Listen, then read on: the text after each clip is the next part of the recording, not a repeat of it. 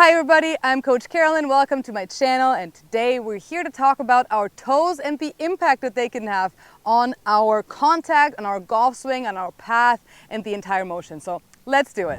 All right, so toes. Yeah, here we were all thinking that what we do up here really matters in the golf swing, but trust me, what you do down here can really matter and does really matter to your golf swing and your performance out on the golf course. So your toes can really help you with your swing path and your spine angle. And that's a thought that I really love because it's not technically a swing thought. It's something that you can do before you start the swing and then just maintain it throughout the swing. So it's actually much less difficult to think about that, because a swing thought for me is like, okay, I'm over the ball, and as I'm swinging, I have to start thinking about doing it right. But this is really a setup thought, and then you just keep it there. You don't change it again. So you just do it and it stays throughout your swing. I love this when I struggle with contact, because when I personally struggle with contact, and that applies to a lot of people, they come out of their spine angles and they kind of shift their weight forward to their toes throughout the downswing. So what this looks like is this. They're up here and then they're like, whoop, and kind of me losing my spine angle,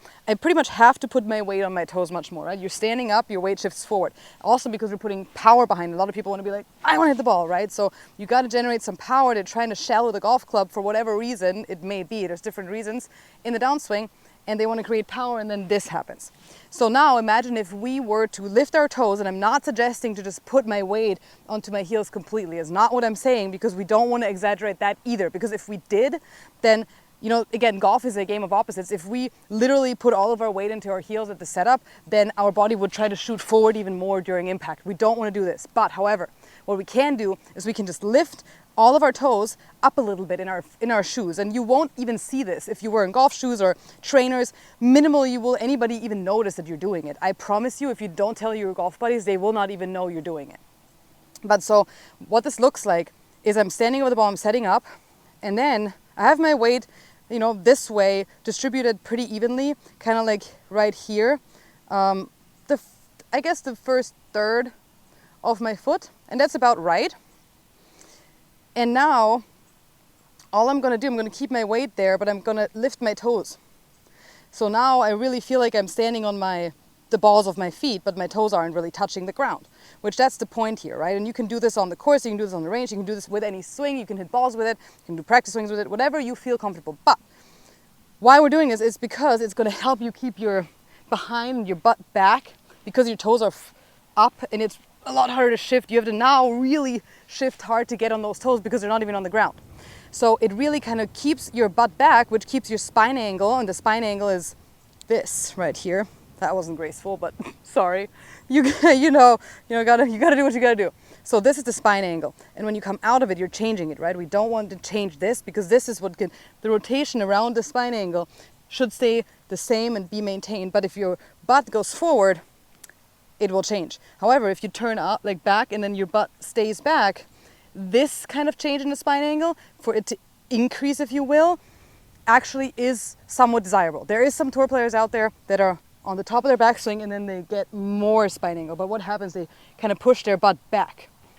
So this is what this drill really helps with. And what else that does is it actually lowers your hands a little bit at impact. So what happens if you do it wrong, and if you kind of shoot your weight forward, your hands are now here, right? Versus if you were to set up again, your hands were down here. So now you have a big difference from here to here, which really kind of, the centripetal force is taken over, and you have a very hard time controlling your hand path through impact.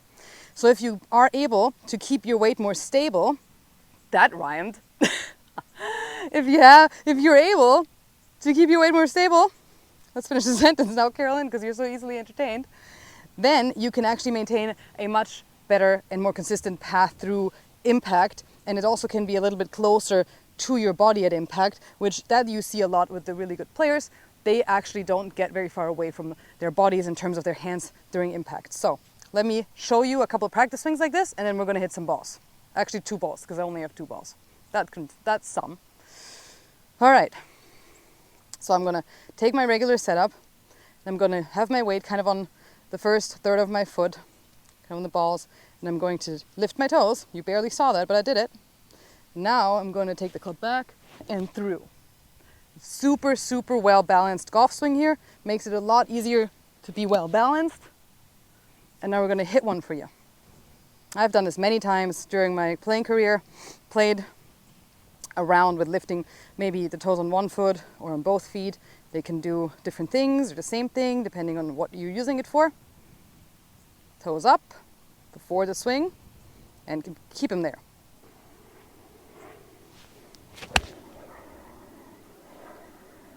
Really nice and balanced little baby draw. So I love this drill. Again, it's not a swing thought, it's a setup thought, and that really makes it easy to maintain it even during a round and to get you back on track during a round. So I hope you enjoyed this little tip. I sure love these, and it's really going to help you stay on track and get back on track if you ever get off track, which we all do on the back nine when we're tired, when we're kind of out of sync. So make use of your toes. They can be really helpful, and they can really help you maintain that balance, because a more balanced setup and a more balanced golf swing is going to lead to more consistent contact every single time. Let me know if you love this. Leave me a comment below. I can't wait for our next session. And until then, hit 'em well.